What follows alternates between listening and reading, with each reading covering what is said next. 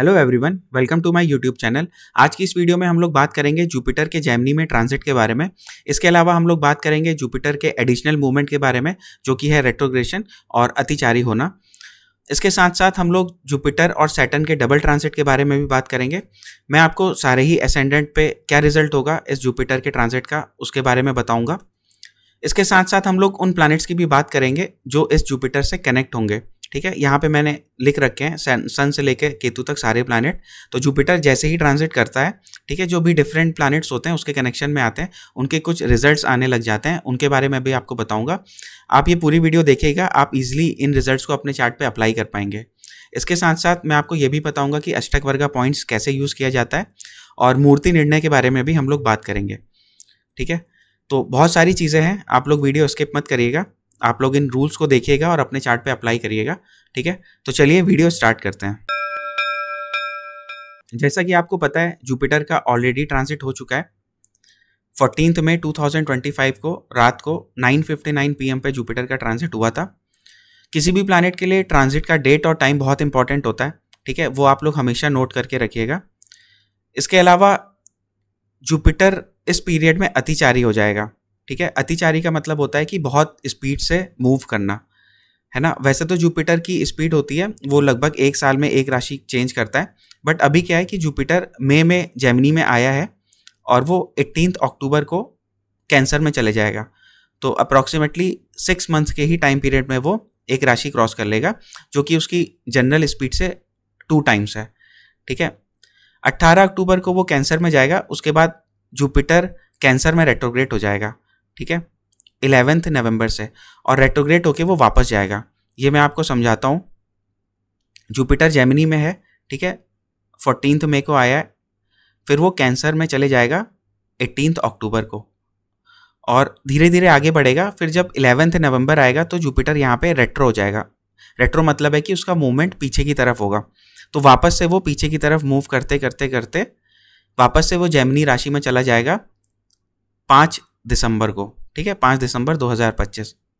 तो कुल मिला के 18 अक्टूबर से लेकर 5 दिसंबर तक जुपिटर कैंसर में रहेगा। ठीक है, तो आपके चार्ट में जहाँ पे भी कैंसर राशि होगी उसके भी रिजल्ट्स आपको फील होंगे। ठीक है, तो ये एक इंपॉर्टेंट चीज़ है जो आप अपने माइंड में रखिएगा। ऐसा नहीं है कि जुपिटर का जेमिनी का ट्रांजिट हुआ है तो आपको इमीडिएट पीरियड में सिर्फ और सिर्फ जेमिनी के रिजल्ट ही देखने को मिलेंगे, क्योंकि ये ट्रांजिट इतना क्विक हो गया है कि आपको अक्टूबर, नवंबर, दिसंबर इस टाइम पीरियड पे आपको कैंसर के रिजल्ट देखने को भी मिल जाएंगे। ठीक है, अब यहाँ पे मैं आपको 3 इंपॉर्टेंट बात बताऊंगा। पहली बात तो ये कि ये आप हर जगह अप्लाई कर सकते हैं। पहली बात तो ये कि जब भी प्लैनेट किसी राशि से ऐसी राशि में जा रहा होता है कि जो उसका एक्सॉल्टेशन पॉइंट होता है, जैसे कि जुपिटर अभी जेमिनी में है, मिथुन राशि में है, मिथुन से वो कर्क की तरफ जाएगा। ठीक है, जो कि उसका एक्सॉल्टेशन पॉइंट है, तो ऐसे प्लैनेट को आरोही प्लैनेट बोलते हैं। ठीक है, ऐसे प्लैनेट को बोला जाता है कि वो अच्छे रिजल्ट्स देने वाला है, उसके अंदर ताकत आ गई है। ये इस तरीके से है, मान लो कि आपका प्रमोशन होने वाला है, अब आपको पता है कि 1 महीने बाद आपका प्रमोशन है, तो आप खुश रहोगे। ठीक है, तो ऐसे प्लैनेट को हैप्पी माना जाता है कि वो खुश है कि आगे आने वाली वो ऐसी राशि में जा रहा है जहाँ पे उसको बहुत ज़्यादा पावर मिलेगी। तो ऐसे प्लैनेट्स को एडिशनल पॉइंट दे दिए जाते हैं। ठीक है, जिसकी वजह से प्लैनेट स्ट्रांग हो जाता है। तो एक तो ये चीज़ है, जुपिटर जेमिनी में आया है, इसका मतलब कि वो स्ट्रांग हुआ है। क्यों? क्योंकि उसकी अगली राशि जो है वो उसकी एक्सॉल्टेशन का साइन है। तो ये आप अपने चार्ट में बेसिक लेवल पे चार्ट रीडिंग में अप्लाई कर सकते हैं। कोई भी प्लैनेट अगर आपका ऐसी राशि में है जो उसके एक्सॉल्टेशन की जस्ट प्रीवियस राशि होगी, जैसे कि मान लीजिए कि सन एरीज में एक्सॉल्टेड होता है और सन किसी के चार्ट में पाइसिस में है, तो ये सन बहुत ज़्यादा पावरफुल माना जाएगा। ठीक है, ऐसे ही तरह के ग्रह को आरोही ग्रह कहते हैं। आरोही का मतलब है कि आगे बढ़ना, इंक्रीजिंग ऑर्डर। ठीक है, तो इंक्रीजिंग ऑर्डर में वो अपने स्ट्रॉन्गेस्ट प्लेस में जाएगा, इसलिए जुपिटर को यहाँ पे अच्छी खासी पावर है। ठीक है, तो ये एक इंपॉर्टेंट पॉइंट है। दूसरा इंपॉर्टेंट पॉइंट है कि जुपिटर अभी जेमिनी में है, जेमिनी से वो 6 महीने बाद कैंसर में चला जाएगा, फिर वापस से जेमिनी में आएगा। तो क्या हुआ, इस टाइम पीरियड पे जुपिटर रेट्रोग्रेड हो गया। ठीक है, तो रेट्रोग्रेशन का पीरियड कितना है? जुपिटर रेट्रोग्रेड हुआ है आपका 11 नवंबर से, और 11 नवंबर से ये रेट्रोग्रेड होते होते होते 11 मार्च तक रेट्रोग्रेड हुआ है, ठीक है। मतलब ये कैंसर से रेट्रोग्रेड हुआ है और रेट्रोग्रेड होते होते ये जेमिनी में पहुंच गया है, वहाँ पे भी रेट्रोग्रेड होकर पीछे जा रहा है और फिर ये 11 मार्च को डायरेक्ट हुआ है। डायरेक्ट का मतलब होता है, डायरेक्ट जो होता है वो रेट्रोग्रेड का अपोजिट टर्म है, मतलब पीछे आने को रेट्रोग्रेशन बोलते हैं, और जब प्लैनेट अपने नॉर्मल सीधी चाल में चल रहा होता है तो उसको डायरेक्ट बोलते हैं। तो 11 मार्च को जुपिटर डायरेक्ट हो जाएगा, मतलब कि 11 नवंबर से लेकर 11 मार्च तक जुपिटर रेट्रोग्रेड रहेगा, ठीक है। अब रेट्रोग्रेशन की वजह से क्या होता है, रेट्रोग्रेशन की वजह से हमें रिपीटेटिव इवेंट्स देखने को मिलते हैं, ठीक है। मतलब कि जैसे कोई प्लैनेट सीधा जा रहा है, रेट्रोग्रेड हुआ तो उल्टा हो गया, वापस की तरफ मूवमेंट उसका दिखने लग गया इमेजिनरी, और फिर वो वापस से सीधा हो गया। तो एक बार कोई इवेंट हमारी लाइफ में आगे हुआ, फिर हम उस इवेंट में पीछे गए और फिर हमें उस इवेंट में आगे जाना पड़ा। जैसे कि आपने शादी की कहीं पे बात करी, शादी की बात बहुत आगे तक पहुंच गई, लेकिन फिर वो शादी की बात रह गई, फिर आपने दूसरे से किसी से शादी की बात करी, फिर आपने तीसरे से किसी से शादी की बात करी, और 2-3 इवेंट्स के बाद वो फाइनलाइज हो पाया, ठीक है, और बहुत क्लोज इवेंट्स के बाद। सेम चीज़ आप नौकरी पे भी अप्लाई कर सकते हैं। आपने एक जगह इंटरव्यू दिया, आपका काफ़ी आगे तक हो गया, ठीक है, उन्होंने बोला कि ठीक है हमें आपका इंटरव्यू पसंद आया है, बट आखिरी में कुछ भी फाइनल रिजल्ट नहीं लिख रहा। फिर आप लोग दूसरी कंपनी में गए और वहाँ भी सेम चीज़ हुई और कोई फाइनल रिजल्ट नहीं निकला, ठीक है। तो रेट्रोग्रेशन में क्या होता है कि जल्दी फाइनल रिजल्ट नहीं आता है, बार बार आपको सेम प्रोसेस से गुजरना पड़ता है, ठीक है। तो रिपीटेटिव इवेंट्स होते हैं। इसके अलावा इवेंट्स गेटिंग डिलेड, इसकी वजह से क्या होता है कि बार बार अगर कोई चीज़ रिपीट हो रही है, पूरी नहीं हो पा रही है, तो उसमें समय काफ़ी लग जाता है। तो रेट्रोग्रेशन होने की वजह से समय काफ़ी लग जाता है। इसलिए कई लोग ऐसे होते हैं जिनके चार्ट में प्लैनेट रेट्रोग्रेड होते हैं, तो बार बार एक ही चीज़ कर रहे होते हैं, दोहरा रहे होते हैं, बट फाइनली उनको कुछ मिलता नहीं है और थोड़ी देर में जाके मिलता है, मिल जाता है बट थोड़ा लेट होता है।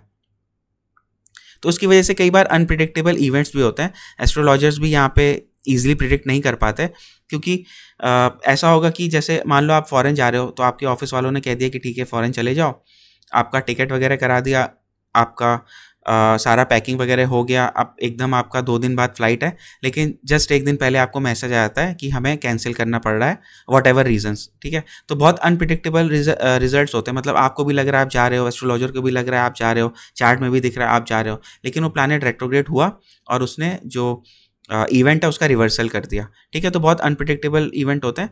उसके बाद एक 4th पॉइंट मैंने यहाँ पे लिखा हुआ है, पास्ट लाइफ रिमेनिंग वर्क, ठीक है।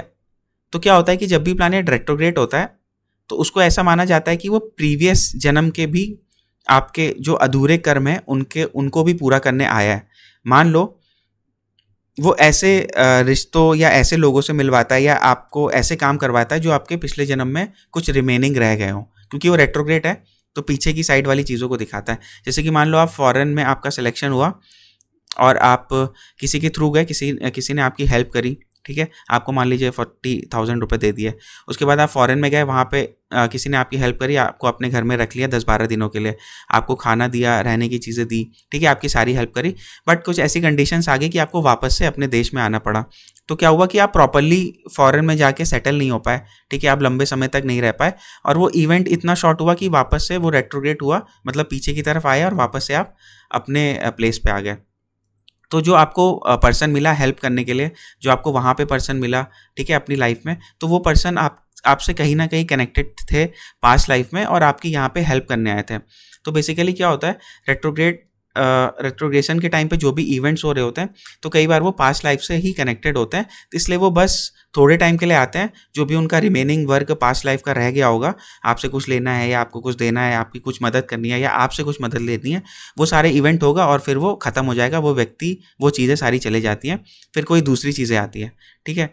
तो पास्ट लाइफ से जुड़ी हुई चीज़ें भी दिखाता है। जैसे वीनस किसी का रेट्रोग्रेड होता है तो शादी में ऐसा बहुत होता है, क्योंकि वो शादी का कारक है, तो शादी में ऐसा बहुत होता है, एक जना मिला, उससे काफ़ी सारी बातें हुई, ठीक है, बहुत आगे बात गई, फिर छूट गई, फिर दूसरा मिला, उससे काफ़ी सारी बातें हुई, तो वो क्या होता है कि कई बार सोल लेवल का कनेक्शन भी फील होने लगता है, ठीक है, ऑब्वियसली वो होता भी है, ठीक है। तो वो कुछ ऐसे पिछले जन्म के कनेक्शंस होते हैं जिनको आपके साथ थोड़ा टाइम और स्पेंड करना था, तो वो आते हैं और फिर चले जाते हैं। तो ये भी रेट्रोग्रेशन के रिजल्ट्स होते हैं। फिर उसके बाद जैसा कि मैंने आपको बताया था, रेट्रोग्रेड प्लैनेट जहाँ पे भी रेट्रोग्रेड हो रहा होता है, एक तो वो उस हाउस के रिजल्ट देता है। जैसे कि जुपिटर मान लीजिए जेमिनी में अभी रेट्रोग्रेड होगा, ठीक है, या फिर कैंसर में रेट्रोग्रेड होगा। तो जैसे इस एग्जाम्पल में ये 10th हाउस में रेट्रोग्रेड हो रहा है या 11th हाउस में रेट्रोग्रेड हो रहा है, ठीक है, तो आपके करियर से रिलेटेड या आपकी इनकम से रिलेटेड कुछ भी अनप्रिडिक्टेबल से इवेंट होंगे या ऐसे रिपीटेटिव इवेंट्स होंगे। एक तो ये चीज़ आप ध्यान रखिएगा। दूसरा, जो अगर वहाँ पे कोई प्लैनेट ऑलरेडी बैठा हुआ है, सपोज यहाँ पे आप मान लीजिए वीनस बैठा हुआ है, ठीक है, अब जुपिटर यहाँ पे रेट्रोग्रेड होते हुए आया तो वो वीनस को एक्टिवेट कर देगा, और वीनस जहाँ जहाँ का लॉर्ड होगा, ठीक है, जैसे इस केस में ये वीनस आपका 9th हाउस का लॉर्ड हो गया और 2nd हाउस का लॉर्ड हो गया, तो जुपिटर रेट्रोग्रेड हुआ, उसका वीनस के साथ संपर्क बना। एक तो जुपिटर ने 10th हाउस 11th हाउस के रिजल्ट्स आपको दिए, उसके अलावा वीनस जिन जिन हाउसेस का लॉर्ड होगा वहाँ के भी ये जुपिटर रिजल्ट्स डिलीवर कर देगा अपने ट्रांजिट में। जैसे कि आपका लॉन्ग ट्रैवल हो गया, ठीक है, आपका हायर एजुकेशन से रिलेटेड कुछ इवेंट हो जाएगा, आपका फैमिली या मनी से रिलेटेड कुछ इवेंट हो जाएगा, ठीक है। तो दो चीज़ें हैं जहाँ से प्लैनेट जिस जगह पे रेट्रोग्रेड हो रहा है, तो वहाँ का रिजल्ट मिलेगा स्ट्रांगली, और अगर वहाँ पे कोई प्लैनेट बैठा है, वो प्लैनेट जिन हाउसेस का लॉर्ड है उन हाउसेस के आपको रिजल्ट मिलेंगे, ठीक है। तो ये 2 चीज़ें हैं आपको याद रखनी है। उसके अलावा मैंने आपको क्या बताया कि जुपिटर 1 साल में राशि क्रॉस करता है, लेकिन अभी क्या हो रहा है कि जुपिटर अतिचारी हो गया है और जुपिटर बहुत जल्दी मूव कर जाएगा जेमिनी से कैंसर में, ठीक है। 14 मई को वो जेमिनी में आया है और 18 अक्टूबर को वो कैंसर में आ जाएगा। तो इस मूवमेंट को अतिचारी बोलते हैं, ठीक है। अतिचारी मतलब बहुत स्पीड से ट्रैवल कर रहा है। अब ये जो मूवमेंट है जुपिटर के, ये मार्च 2033 तक रहेंगे। मतलब अभी जेमिनी से कैंसर में आया, रेट्रोग्रेड होगा, फिर वापस से जेमिनी में जा रहा है, कैंसर में आ रहा है, फिर कैंसर से बहुत जल्दी लियो में आ जाएगा, लियो से बहुत जल्दी वर्गो में आएगा, वर्गो से बहुत जल्दी आपका लिब्रा में आएगा। इसके बीच में वो रेट्रोग्रेड भी होता रहेगा, ठीक है। तो बहुत जल्दी जल्दी जल्दी जल्दी होगा जब तक कि मार्च 2033 नहीं आ जाता। उसके बाद ये अतिचारी मूवमेंट खत्म हो जाएगा। तो मतलब इन सालों के लिए 2025 से 2033 तक जुपिटर अतिचारी रहेगा, बहुत स्पीड से चलेगा। तो उसके रिजल्ट्स क्या होते हैं? उसके रिजल्ट्स होते हैं वॉर, ठीक है, लड़ाइयाँ होती हैं जिसकी वजह से जीव की हानि होती है। जुपिटर जीव को दिखाता है, ठीक है, तो जीव की हानि होती है। इसके अलावा डिजीजेस होती हैं और बहुत बड़े बड़े डिजास्टर्स आते हैं, ठीक है, तो वो भी जीव की हानि दिखाते हैं। तो आप देखेंगे कि मई 2025 से लेकर 2023 तक वॉर्स होंगी, नई नई डिजीजेस आएंगी, नए नए डिजास्टर्स आएंगे जिसकी वजह से इंसानों की जानें जाएंगी, ठीक है, कुछ भी होते रहेगा जिसकी वजह से इंसानों की जानें जाएंगी। तो ये इस दृष्टि से अगर हम देखें तो जुपिटर का अतिचारी होना अच्छा नहीं है, ठीक है, वो जानलेवा है। आप अगर इंस्टाग्राम में है तो ये मैंने जनवरी में पोस्ट डाला था कि मई 2025 में वॉर या डिजीज़ आने के चांस बन रहे हैं, और आए भी थे, ठीक है। अब देखते हैं कि और क्या क्या इवेंट होते हैं। खैर, तो एक तो ये चीज़ है, आपको क्या याद रखना है, रेट्रोग्रेशन के रिजल्ट्स याद रखने हैं, आपने चार्ट पे कहाँ कहाँ पे वो रेट्रोग्रेट होगा वो याद रखना है, और अतिचारी रिजल्ट्स तो सभी के लिए अप्लाई होंगे। उसके बाद जुपिटर जेमिनी में आ गया तो हम लोग क्या सोचें, क्या देखें, ठीक है।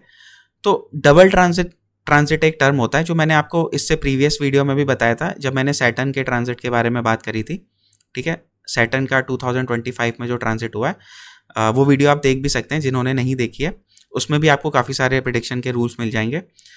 तो सैटर्न का ट्रांजिट मार्च एंड में हुआ है, और जैसा कि आप लोग जानते हैं सैटर्न पाइसिस में आया है, ठीक है। तो डबल ट्रांजिट क्या होता है? डबल ट्रांजिट का मतलब होता है कि सैटर्न और जुपिटर एक साथ मिलके किसी हाउस को इफेक्ट कर रहे होते हैं। तो सैटर्न पाइसिस में आया है और जुपिटर जेमिनी में आया है, तो ये एक साथ मिलके जुपिटर अपने 7वीं दृष्टि से और सैटर्न अपने 10वीं दृष्टि से, मतलब 10th एस्पेक्ट से, जहां पे सेजिटेरियस का साइन होगा उस हाउस को इफेक्ट करेंगे, ठीक है। जिसके चार्ट में जहां भी सेजिटेरियस का साइन आएगा उस हाउस को इफेक्ट करेंगे। तो जब तक जुपिटर जेमिनी में है आपके चार्ट में, जहां पे ये सेजिटेरियस का साइन है, वो हाउस से रिलेटेड इंपॉर्टेंट इवेंट होंगे, ठीक है। सेकेंड चीज ये है कि जुपिटर कैंसर में भी रहेगा 18 अक्टूबर से लेके 5 दिसंबर तक। तो जुपिटर को हम लोग कैंसर में ले आते हैं थोड़ी देर के लिए, 18 अक्टूबर से 5 दिसंबर तक। तो इस टाइम पे कौन सा वो हाउस है जो एक्टिवेट होगा? सैटर्न पाइसेस में बैठा हुआ है, जुपिटर भी इसको देख रहा है, तो जहाँ पे पाइसेस साइन है वहाँ पे सैटर्न का भी असर है और जुपिटर का भी असर है। ठीक है, तो आपके चार्ट में जहाँ पे पाइसेस साइन होगा वो भी एक्टिवेट हो जाएगा। ठीक है, कुछ टाइम के लिए, ये 18 अक्टूबर से 5 दिसंबर के लिए। तो हमें दो इंपॉर्टेंट पॉइंट्स मिल गए, एक सेजिटेरियस का साइन और दूसरा पाइसेस का साइन। अब इसको आप अपने चार्ट में अप्लाई कर दीजिए। ठीक है, तो आपको कुछ जनरल और कुछ स्पेसिफिक रिजल्ट्स देखने को मिल जाएंगे। जैसे कि अगर हम एरीज असेंडेंट की बात करें तो सेजिटेरियस का साइन 9th हाउस में आता है, पाइसेस का साइन 12th हाउस में आता है। ठीक है, सेजिटेरियस का साइन आप लोग याद रखना, सेजिटेरियस का साइन तब एक्टिवेट होगा जब जुपिटर जेमिनी में रहेगा, या फिर तब एक्टिवेट होगा जब जुपिटर कैंसर से रेट्रो हो रहा होगा। कैंसर से रेट्रो होने का मतलब है जैसे ये कैंसर का साइन है, ठीक है, और ये जेमिनी का साइन है, तो जुपिटर सपोज यहाँ पे आएगा और वो जब रेट्रो होगा, ठीक है, 11 नवंबर से रेट्रो होगा, तो अभी है वो कैंसर में ही, ठीक है, लेकिन रेट्रोग्रेड हो गया। तो रेट्रोग्रेड जो प्लैनेट होते हैं वो 25 to 50% प्रीवियस हाउस का भी रिजल्ट देते हैं। ठीक है, तो इवन दो जब जुपिटर कैंसर में जाएगा तो वो कैंसर के भी कुछ रिजल्ट देगा, लेकिन उस टाइम पर भी वो जेमिनी के रिजल्ट दे रहा होगा जब वो रेट्रोग्रेड होगा।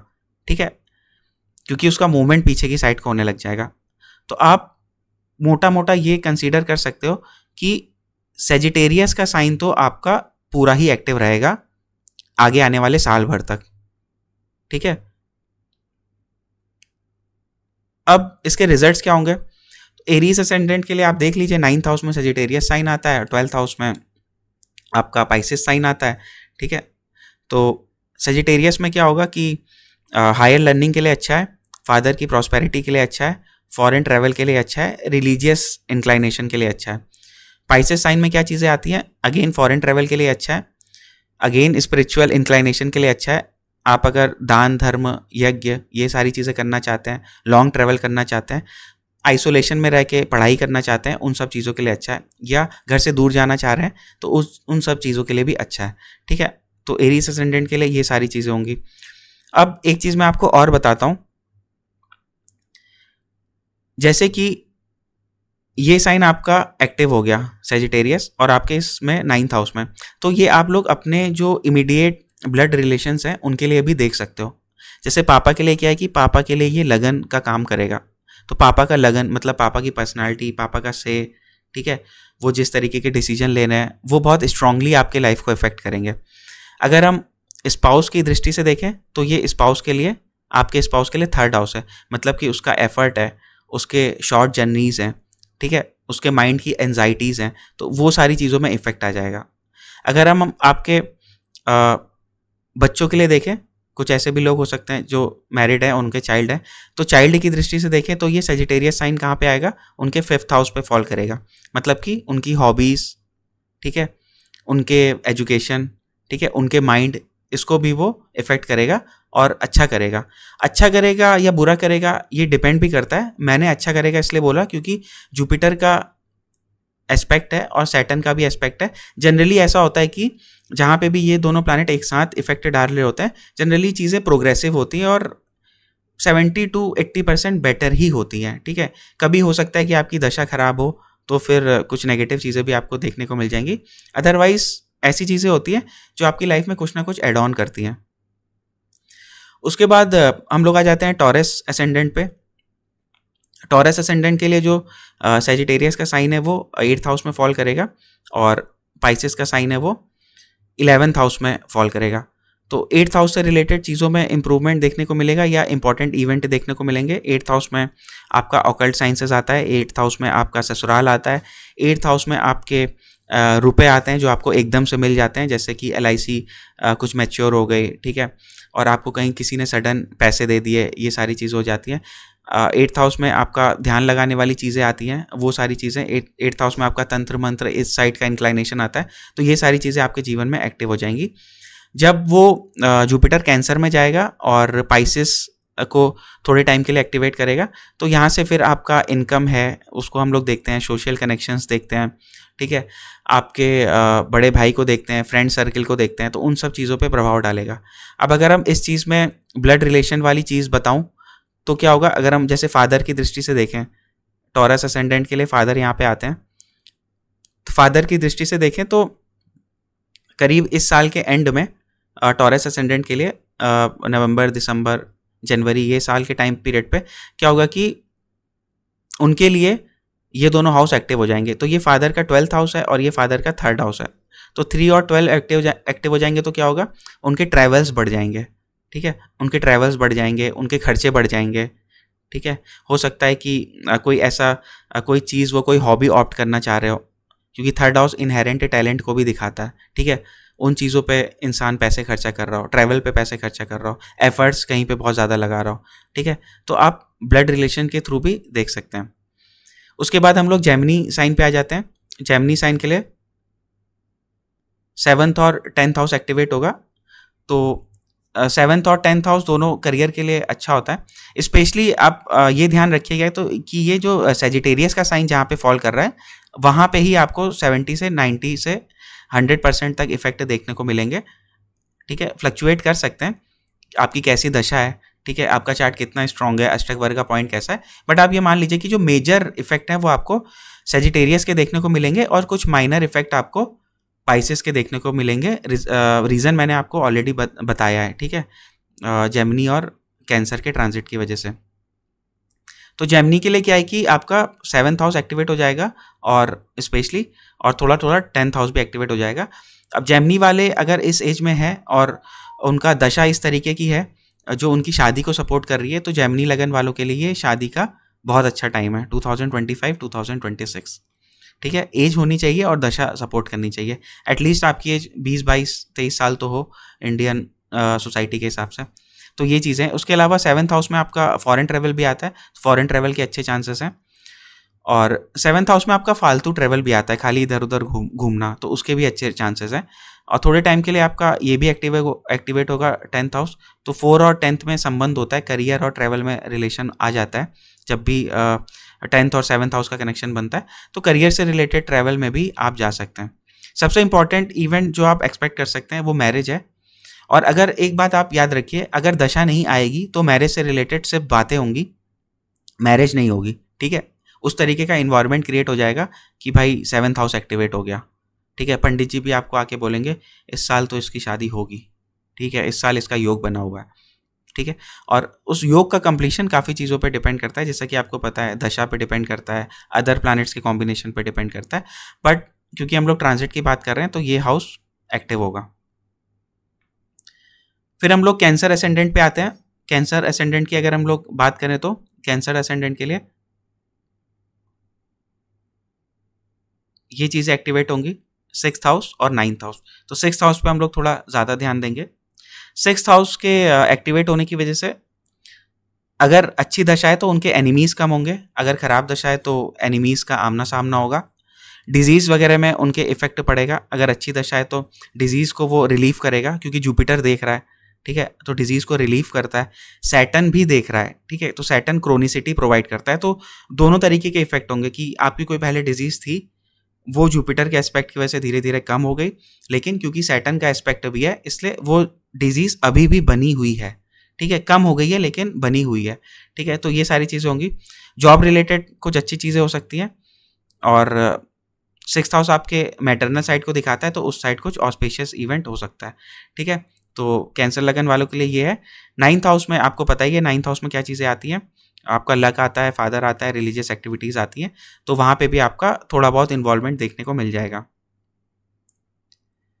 फिर उसके बाद हम लोग नेक्स्ट असेंडेंट की तरफ बढ़ते हैं, लियो असेंडेंट। लियो असेंडेंट के लिए सैजिटेरियस का साइन यहाँ पे आएगा 5th हाउस पे, ठीक है। तो पढ़ाई लिखाई से संबंधित चीज़ें, बच्चों से संबंधित चीज़ें, ठीक है, किसी तरीके की हॉबी ऑप्ट करना, इस तरीके की चीज़ें इनके जीवन में आएगी। कोई स्पोर्ट्स एक्टिविटी में पार्टिसिपेट कर लेना, जैसे बहुत से लोग स्विमिंग वगैरह स्टार्ट कर देते हैं, कुछ खेलना स्टार्ट कर देते हैं, ठीक है। एजुकेशन में कुछ इंप्रूवमेंट होना, ठीक है। अगर बच्चा है तो उसके लिए ये टाइम पीरियड एजुकेशन के लिए काफ़ी अच्छा है। अगर कोई 16, 17, 18 साल का चिल्ड्रन है, ठीक है, तो ये सारी चीज़ें हैं। 12th हाउस भी थोड़ा थोड़ा, जहाँ पे 12th साइन आएगा, मतलब कि 8th हाउस, ये भी थोड़ा थोड़ा एक्टिवेट हो जाएगा, तो कुछ परेशानियाँ भी आपको देखने को मिल जाएंगी लियो लगन वालों के लिए, और इंटरेस्ट भी ऑकल्ट साइंसेस में इंटरेस्ट आ जाना, ठीक है, वो सब का भी थोड़ा थोड़ा असर आएगा। हाउसेज वाइज आई थिंक आप लोग को पता होगा कि कौन से हाउस में क्या चीज़ें आती हैं, इसलिए मैं बहुत ज़्यादा इस पर टाइम नहीं स्पेंड कर रहा हूँ। फिर हम लोग वर्गो एसेंडेंट पे आ जाते हैं। वर्गो एसेंडेंट के लिए स्पेशली 4th हाउस एक्टिवेट होगा, तो बहुत अच्छा चांस है कि ऐसे लोगों का घर बने, नए फ्लैट में जाए, नए घर में जाए, घर में कोई नई गाड़ी आए, ठीक है, मदर के जीवन में कोई ऑस्पेशियस इवेंट हो, ठीक है। जब भी 4th हाउस एक्टिवेट होता है सैटर्न और जुपिटर से, आमतौर पे घर से रिलेटेड कुछ चीज़ें होती हैं। अगर दशा ये सपोर्ट नहीं कर रही है कि आपका नया घर आए, तो हो सकता है कि आप रेंट पे रहते हो और दूसरी जगह रेंट पे चले जाएं, या आप किसी एक जगह पे ऑफिस का काम करते हो और आपका जॉब चेंज हुआ और आपने दूसरी जगह पे ऑफिस में चले गए और आपका घर भी चेंज हो गया। तो इस तरीके के भी इवेंट होते हैं। अगर बहुत अच्छी दशा सपोर्ट कर रही है तो घर बनने का बहुत अच्छा चांस होता है, और इनके लिए तो शादी का भी ठीक ठीक चांस बनने लग जाएगा, क्योंकि पाइसेस भी एक्टिवेट होगा। तो वर्गो लगन वालों के लिए एक अच्छा टाइम पीरियड है, उनके मदर के लिए भी अच्छा टाइम पीरियड है। अच्छा, इसमें नेगेटिव चीज़ क्या हो सकती है वर्गो लगन वालों के लिए? ये जो हाउस है ये बच्चों के लिए 12th हाउस है, ठीक है। तो बच्चों की वजह से लॉसेस होना, बच्चों के लिए खर्चे बढ़ जाना, उनके लिए कुछ ऐसा होना कि उनकी एजुकेशन के लिए आपको बहुत ज़्यादा स्पेंड करना पड़ गया, ठीक है, तो ये सारी चीज़ें आ जाएंगी। तो आप किसी भी हाउस से कनेक्ट करके देख सकते हैं। लिब्रा लगन वालों के लिए स्पेशली 3rd हाउस एक्टिवेट हो गया, तो शॉर्ट ट्रेवल्स, बहुत ज़्यादा शॉर्ट ट्रेवल्स होंगी, ठीक है। आपके नेबरहुड में कोई इंपॉर्टेंट काम होगा, आपको कोई इंपॉर्टेंट डॉक्यूमेंट मिल सकता है जिसका आप बहुत समय से इंतज़ार कर रहे हो। आईटी कम्युनिकेशन रिलेटेड फील्ड में अगर जो लोग हैं उनके लिए लिब्रा लगन वाले, उनके लिए ये इंपॉर्टेंट टाइम होगा, क्योंकि यहाँ पे कम्युनिकेशन, आईटी, ये सब चीज़ें आती हैं। उसके अलावा जो लोग जर्नलिज्म में है, मार्केटिंग में है, उनके लिए भी एक इंपॉर्टेंट पीरियड होगा, क्योंकि 3rd हाउस इन चीज़ों को रिप्रेजेंट करता है। 6th हाउस में थोड़ा सा असर देखने को मिल जाएगा, बहुत माइन्यूट असर है, तो हो सकता है कि जॉब वगैरह में कुछ आपको चेंजेस देखने को मिल जाए, ठीक है। बहुत स्ट्रॉन्ग असर तो नहीं आएगा, हो सकता है कि कोई छोटा मोटा सा हेल्थ इशू आपको पहले से हो और अब वो ठीक हो जाए। तो लिब्रा लगन वालों के लिए ये चीज़ है। स्कॉर्पियो लगन में 2nd हाउस में डबल ट्रांजिट होगा। स्कॉर्पियो लगन वालों के लिए काफ़ी अच्छा समय है, उनकी फैमिली में एडिशन हो सकता है, उनकी भी मैरिज हो सकती है। 2nd house is very important for marriage. जिन लोगों को एस्ट्रोलॉजी का थोड़ा सा नॉलेज होगा उनको पता होगा कि 2nd हाउस बहुत इंपॉर्टेंट होता है मैरिज के लिए। जब हम केपी एस्ट्रोलॉजी यूज़ करते हैं तो 2, 7, 11 का कॉम्बिनेशन बनता है।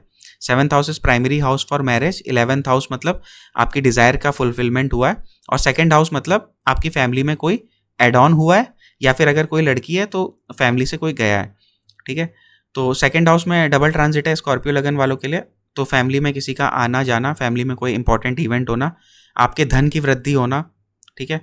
हो सकता है आपके ज्वेलरी की कुछ वृद्धि हो जाए, ज्वेलरी में कुछ बढ़ोतरी आ जाए, ये सारी चीज़ें होंगी।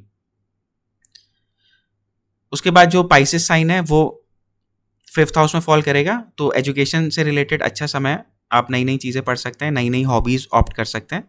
अगर आप शादीशुदा हैं तो आपके बच्चों के जीवन से रिलेटेड कुछ इवेंट, बहुत माइन्यूट सा इवेंट थोड़े टाइम के लिए होगा, क्योंकि पाइसेस में आपको पता है कि थोड़ा अभी फ़िलहाल के लिए 2025 में बस थोड़े ही दिन के लिए असर आएगा डबल ट्रांजिट का।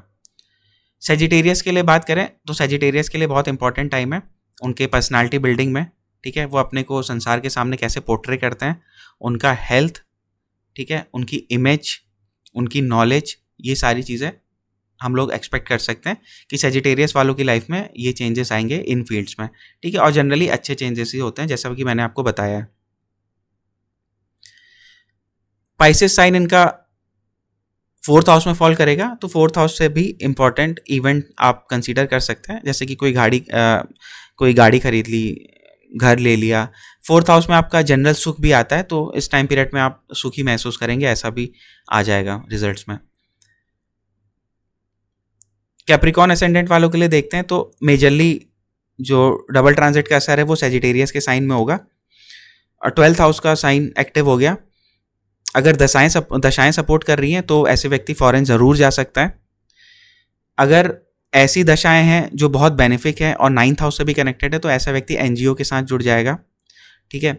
अगर ख़राब दशाएं हैं तो ऐसे व्यक्ति के लिए हॉस्पिटल के चक्कर लग सकते हैं। ज़रूरी नहीं है कि इसी के लिए लगे, हो सकता है कि किसी रिलेटिव की वजह से लग जाए, है ना। हो सकता है कि आपके स्पाउस की वजह से लग जाए, क्योंकि ये आपका स्पाउस है और ये स्पाउस का 6th हाउस है, उसके बीमारी वाले घर में डबल ट्रांजिट हो रहा है। मे बी दोनों की दशाएं बहुत अच्छी हो, तो स्पाउस का बेबी होने वाला हो, तो उसकी वजह से आपको बहुत ज़्यादा चक्कर लगाने पड़ जाएं अस्पताल के, ठीक है। कुछ भी हो सकता है। अब क्या होगा, ये इवेंट तो आपके दशा पे डिपेंड करेगा कि कैसी दशाएं चल रही हैं, ठीक है, और बाकी प्लैनेट्स के कॉम्बिनेशन कैसे हैं। बट फिलहाल 12th हाउस में ट्रांजिट हुआ है, तो 12th हाउस से रिलेटेड जो भी चीज़ें होती हैं, लॉस होता है, एक्सपेंडिचर होते हैं, इन्वेस्टमेंट्स होती हैं, हॉस्पिटल्स होते हैं, एनजीओज होते हैं, आश्रम्स होते हैं, ये सारी चीज़ें होती हैं। इन सारी चीज़ों में इंसान का इंटरेस्ट बढ़ जाएगा। हो सकता है ऐसा व्यक्ति कैप्रिकॉन असेंडेंट वाला किसी आश्रम में जाके थोड़े दिन रहे, ठीक है। यहाँ पे गुरु का आश्रम आता है। गुरु का आश्रम क्यों आता है? क्योंकि 9th हाउस से हम लोग गुरु देखते हैं, और 9th हाउस से 4th हाउस है ये 12th हाउस, तो गुरु का घर। तो गुरु का घर कहाँ होता है? आश्रम में। तो ऐसे लोग आश्रम में जाके रह सकते हैं इस टाइम पीरियड में, थोड़े दिन के लिए चले गए, ठीक है। तो ये एक इंपॉर्टेंट इवेंट होगा उनकी लाइफ में भी। एक्वेरियस लगन वालों के लिए 11th हाउस में ट्रांजिट है, बहुत अच्छा ट्रांजिट है। इन लोगों को कनेक्शंस बढ़ेंगे और धन की प्राप्ति होगी, जो भी इन लोगों की इच्छाएं हैं उनकी भी पूर्ति होगी, ठीक है। फ्रेंड्स वगैरह से अच्छा सपोर्ट मिलेगा, ओके। अगर ये कोई भी चीज़ चाह रहे हैं, घर चाह रहे हैं, गाड़ी चाह रहे हैं, पैसे चाह रहे हैं, जो भी चीज़ होगा अगर दशा सपोर्ट करेगी तो वो उनको मिल जाएगा, ठीक है। तो ये एक बहुत अच्छा ट्रांजिट है मनी मेकिंग के लिए या किसी भी डिज़ायर की फुलफिलमेंट के लिए, क्योंकि ये लाभ का घर है, तो किसी तरीके का लाभ आपको अवश्य देखने को मिल जाएगा जो कि आपका दशा दिखा रही होगी, ठीक है। अब वो टाइम पीरियड आ जाएगा कि आपको मिल जाएगा। फिर पाइसेस असेंडेंट वालों की बात करें तो पाइसेस असेंडेंट वालों के लिए 10th हाउस में डबल ट्रांजिट हो रहा है। Very very good position for career, ठीक है।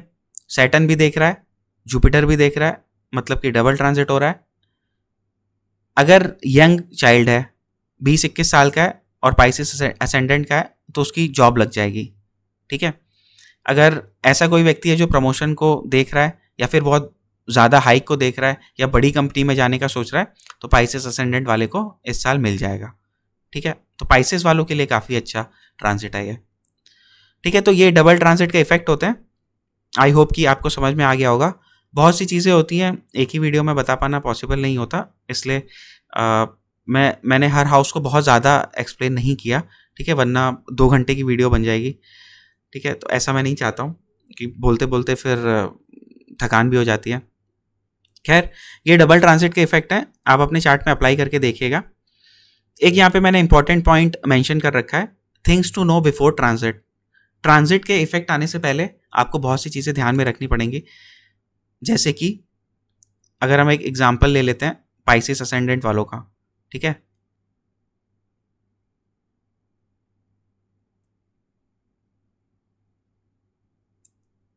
तो अब ये पाइसेस असेंडेंट है। अब मैंने अभी अभी आपको बोला कि पाइसेस असेंडेंट का 10th हाउस एक्टिवेट हो जाएगा और करियर से रिलेटेड इंपॉर्टेंट इवेंट उसके जीवन में घटित होंगे। आपको ये देखना पड़ेगा कि क्या अब ये सुन के सारे पाइसेस असेंडेंट वाले खुश हो जाएंगे, अब मेरे करियर में बढ़िया होगा बढ़िया होगा, लेकिन आपको उससे पहले चार्ट में देखना पड़ेगा कि क्या आपके चार्ट में करियर में अच्छा होने के योग हैं। क्या आपके चार्ट में ये प्रॉमिस है कि आपको लाइफ में अच्छे करियर मिलेंगे या अच्छी पोजीशन या अच्छी डेजिग्नेशन मिलेगी। अगर ऐसा कुछ भी नहीं होगा, आपके में योग ही नहीं होगा, तो ये ट्रांजिट क्या करेगा, ज़्यादा से ज़्यादा आपकी मान लो 50,000 सैलरी है, 50 से 55 कर दी, 52 कर दी, ठीक है। आपको बॉस ने आके सिर्फ अप्रिशिएट कर दिया, पीठ थपथपा दी, वेरी गुड, बहुत अच्छा काम किया, तो ये आपके करियर के लिए अप्रिशिएशन हो गया, ठीक है। अगर प्रॉमिस होगा कि भाई इसको बहुत अच्छी पोस्ट मिलेगी, तो ये टाइम पीरियड आपके लिए बहुत ब्यूटीफुल है। अदरवाइज सिर्फ अप्रिशिएशन मिलेगा जो कि आपके लिए जीवन में बहुत ज़्यादा तो मायने नहीं रखता होगा, उस दिन के लिए मायने रखेगा 2-4 दिन के लिए, ठीक है। उसके बाद अगर आपके चार्ट में प्रॉमिस है, मान लो कि किसी के चार्ट में है 10th हाउस का लॉर्ड या 10th हाउस के लॉर्ड की पोजीशन, 10th हाउस बहुत अच्छा है, उसके चार्ट में प्रॉमिस है कि इसको हाई पोजीशन मिलेगी, ठीक है। लेकिन उसकी ऐसी दशा चल रही है कि वो उसके एज के 20 से लेके 40 सालों तक नहीं आई, ठीक है, उसके बाद आई, तो ऐसी दशा भी हमें देखने पड़ेगी कि दशा मतलब टाइम पीरियड, ठीक है, वो टाइम पीरियड तो आए जब ये प्रॉमिस हमारा उभर के सामने आएगा और फिर ये ट्रांजिट उस प्रॉमिस को डिलीवर करेगा। ठीक है, मतलब कि 3 स्टेप होते हैं। आपको योग देखना पड़ेगा, क्या आपकी कुंडली में, मैं मतलब 10th हाउस के एग्जाम्पल से समझा रहा हूँ, क्या आपकी कुंडली में हाई पोजीशन का योग है। ठीक है, मान लो वो कौन सा प्लैनेट ला रहा है, वो ला रहा है सन। क्या सन की दशा या सन का टाइम पीरियड आ रहा है। ठीक है, मान लो कोई बहुत नेगेटिव प्लैनेट है इस चार्ट के लिए, सपोज कर लो मरकरी। ठीक है, अगर मरकरी की दशा चल रही होगी तो फिर कैसे वो प्रॉमिस का फुलफिलमेंट हो पाएगा। ठीक है, नहीं हो पाएगा। तो क्या देखना है कि क्या हमारे पास प्रॉमिस है, अगर प्रॉमिस है तो क्या ऐसी सपोर्टिव दशा आ रही है जो उस प्रॉमिस को दे सकती है। ठीक है, जैसे कि आपके करियर में कुछ अच्छा प्रॉमिस है, तो अगर सन की दशा आई, सन की दशा आपके करियर के लिए सपोज बहुत अच्छी हुई। ठीक है, फिर सन की दशा आने के बाद ये जो थर्ड पॉइंट है ट्रांजिट, अब ये जब ट्रांजिट होगा तो वो जो चीज़ आपको मिलने वाली होगी वो आपके पास डिलीवर हो जाएगी। ठीक है, तो 3 स्टेप में देखना है। अगर योग नहीं होगा तो हल्का फुल्का होगा, ऐसे ही ट्रांजिट चला जाएगा। अगर दशा नहीं होगी तो भी हल्का फुल्का होगा, ऐसे ही ट्रांजिट चला जाएगा। लेकिन अगर योग भी प्रॉमिस कर रहा होगा, टाइम भी प्रॉमिस कर रहा होगा, फिर आपको ट्रांजिट आके बहुत अच्छे रिजल्ट दे जाएगा। ठीक है, तो ये चीज़ हमेशा याद में रखना। ऐसा मत सोचना कि सर ने तो बताया था कि ये वाला असेंडेंट है, अब मेरे साथ ये चीज़ें होगा, लेकिन कुछ भी नहीं हो रहा है। दशा इज़ वेरी इंपॉर्टेंट। ठीक है, तो ये चीज़ का आप लोग ध्यान रखना। फिर हम लोग आ जाते हैं एक बहुत इंपॉर्टेंट चीज़ पे कि जुपिटर तो आ गया जेमिनी में, बट बाकी प्लैनेट्स का क्या। ठीक है, तो आप एक इंपॉर्टेंट चीज़ ध्यान में रखना। यहाँ पे मैंने लिखा हुआ है, see which planets are posited in 3, 7, 11th and 9th zodiac signs. ठीक है, मतलब कि जुपिटर जेमिनी में आया है। ठीक है, जुपिटर को मैंने यहाँ पे बैठा दिया। अब जुपिटर कहाँ कहाँ पे इफेक्ट करेगा। एक तो जुपिटर यहाँ पे इफेक्ट कर रहा है जहाँ पे जेमिनी है। फिर जुपिटर यहाँ पे इफेक्ट करेगा जहाँ पे लिब्रा का साइन है। फिर जुपिटर वहाँ पे इफेक्ट करेगा जहाँ पे एक्वेरियस का साइन है। उसके अलावा जुपिटर वहाँ पे इफेक्ट करेगा जहाँ पे सेजिटेरियस का साइन है, जिसकी हम लोग अभी तक बात कर रहे थे। इन 4 हाउसेस पे, नॉट 3, इन 4 हाउसेस पे जुपिटर का स्पेसिफिक इन्फ्लुएंस होगा। अब आपको क्या देखना है, ये मैं आपको प्रेडिक्शन का रूल बता रहा हूँ, ट्रांजिट का रूल। अब आपको ये देखना है कि क्या इन हाउसेस में कोई प्लैनेट बैठे हैं या नहीं बैठे हैं। अगर इन हाउसेस में कोई प्लैनेट बैठे हैं तो मैंने यहाँ पे आगे क्या क्या होगा, क्या क्या रिजल्ट मिलेंगे, वो सब लिख रखे हैं, अभी आपको समझाऊंगा। तो वो आपको रिजल्ट्स अप्लाई कर देना है। जैसे कि मान लो यहाँ पे सन बैठ गया है, ठीक है, यहाँ पे सैटर्न बैठा हुआ है, यहाँ पे मार्स बैठा हुआ है, ठीक है, ऐसे प्लैनेट बैठे हुए हैं। तो अब हम क्या बोलेंगे कि जुपिटर का संबंध जेमिनी में आने के बाद मार्स से बन गया है, सन से बन गया है, सैटर्न से बन गया है, और यहाँ पे कोई प्लैनेट नहीं है, फिर भी हाउस से तो बन ही गया। ठीक है, तो जुपिटर, आप क्या करना, मैं आपको सिर्फ कई बार ऐसा हो सकता है कि आपको ना समझ में आए, एक बार आप वीडियो दोबारा भी देख सकते हैं, बट मैं आपको शॉर्टकट यहाँ पे डायरेक्टली लाइन बता दे रहा हूँ। आप बस ये देखना कि आपके चार्ट में 3 नंबर राशि यानी कि मिथुन राशि में कौन सा प्लैनेट बैठा है, तुला राशि में कौन सा प्लैनेट बैठा है, धनु राशि में कौन सा प्लैनेट बैठा है, और कुंभ राशि में कौन सा प्लैनेट बैठा है। ठीक है, कोई भी प्लैनेट बैठा हो ए से लेके जेड तक, आप उस प्लैनेट के रिजल्ट को यहाँ से देख लेना। ठीक है, यहाँ पे मैंने प्लैनेट के नाम लिख रखे हैं और उनके रिजल्ट लिख रखे हैं। ये वाली चीज़ें आपकी लाइफ में होंगी। ठीक है, जुपिटर के इस ट्रांजिट से। अब एक जो इंपॉर्टेंट चीज़ है वो ये कि जैसे मैं आपको बताता हूँ, जैसे मैं आपको ये एग्जांपल लेके बता रहा हूँ कि जुपिटर जेमिनी में गया, ये आप बहुत ध्यान से देखिएगा। जुपिटर जेमिनी में गया और इसके अलावा जैसे मैंने आपको बताया कि उसने 7, 9 और 11 राशियों पे भी असर डाला। ठीक है, उन हाउसेस पे असर डाला। तो कितना असर डालेगा, ये एक बहुत इंपॉर्टेंट चीज़ है। ये प्रैक्टिसिंग एस्ट्रोलॉजर के लिए इंपॉर्टेंट है। जो एकदम नए नए हैं, जो ये वीडियो देख रहे हैं, उनके लिए इस समय ये उतना मायने नहीं रखता क्योंकि ये एडवांस का पार्ट है। ठीक है, तो अगर कोई प्लैनेट यहीं पे बैठा है जहाँ से जुपिटर गुजर रहा है, तो जैसे मान लो कि सन यहाँ पे बैठा हुआ है, ठीक है। अब मैंने यहाँ पे सन के क्या रिजल्ट लिखे हुए हैं, रिकॉग्निशन मिलेगा, प्रमोशन मिलेगा, अथॉरिटी से फेवर मिलेगा, फादर की लाइफ में प्रॉस्पेरिटी आएगी, ठीक है। सपोज यहाँ पे सन की जगह मून बैठा हुआ है, ठीक है, तो क्या रिजल्ट होगा, ट्रेवल होगा, चेंज, प्लेस का चेंज होगा, ठीक है, प्रोजेनी आ सकती है, मदर की लाइफ में प्रॉस्पेरिटी आ जाएगी, ठीक है। तो जहाँ पे जुपिटर का ट्रांजिट होगा, जैसे कि अभी जेमिनी में हो रहा है, और वहाँ पे कोई प्लैनेट होगा, तो वहाँ पे ये जो मैंने रिजल्ट्स बताए ये 100% फील होंगे, ठीक है। उस प्लेस पे ये रिजल्ट 100% फील होंगे। और जो उससे 5th और 9th प्लेस है, जैसे कि यहाँ पे 7 और 11, यहाँ पे ये रिजल्ट 75% फील होंगे, ठीक है। और जो ये वाला प्लेस है डायरेक्ट अपोजिट वाला, यहाँ पे ये रिजल्ट 50% ही फील होंगे, ठीक है। प्लैनेट के रिजल्ट मैं बता रहा हूँ, डबल ट्रांजिट के नहीं। डबल ट्रांजिट की वजह से जो इस हाउस में रिजल्ट होगा वो तो प्रॉपर होगा, लेकिन प्लैनेट के पोजीशन की वजह से यहाँ पे अगर कोई प्लैनेट बैठा है तो वो रिजल्ट 50% तक घट जाएगा। जैसे कि मैं अगर आपको एक एग्जांपल दूं, मैंने बोला कि जुपिटर अगर जेमिनी में आया है तो चंद्रमा वहाँ पे बैठा हुआ है, चंद्रमा ट्रैवल को दिखाता है, तो जुपिटर के जेमिनी में आने की वजह से ऐसे व्यक्ति की लाइफ में बहुत ट्रैवल होगा। मान लो वो 5 जगह चला गया, ठीक है।